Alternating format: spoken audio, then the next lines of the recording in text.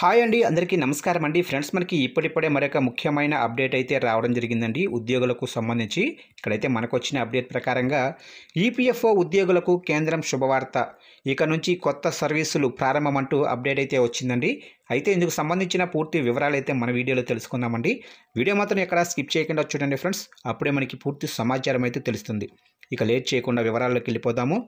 ఇక ఉద్యోగుల భవిష్య నిధి సంస్థ ఈపీఎఫ్ఓ చందాదారులకు అందిస్తున్న సేవలను మరింత సులభతరం చేసేందుకు ఈపీఎఫ్ఓ 3.0 వర్షన్ను త్వరలో అందుబాటులోకి తీసుకురానున్నట్లు కేంద్ర కార్మిక శాఖ మంత్రి మన్సుఖ్ మాండవీయ వెల్లడించారు.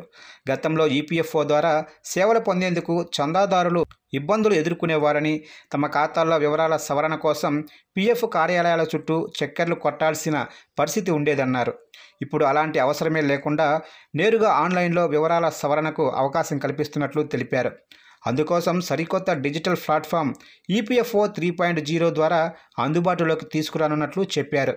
ఇక గురువారం హైదరాబాద్లోనే బేగంపేటలో కొత్తగా నిర్మించిన ఈపీఎఫ్ఓ తెలంగాణ జోనల్ కార్యాలయంతో పాటు బంజారాహిల్స్ ప్రాంతీయ కార్యాలయాన్ని కేంద్ర బొగ్గు గనుల శాఖ మంత్రి జి కిషన్ రెడ్డితో కలిసి మన్సుఖ్ మాండవీయ ప్రారంభించారు. ఇక ఈ సందర్భంగా ఏర్పాటు చేసిన సమావేశంలో ఆయన మాట్లాడారు. ఇక ఈపీఎఫ్ఓ 3.0 డిజిటల్ ప్లాట్ఫామ్ ద్వారా సేవల సులభతరంతో పాటు చందాదారుల కోసం మరిన్ని సంస్కరణలు తీసుకొస్తామని మన్సుఖ్ మాండవీయ తెలిపారు.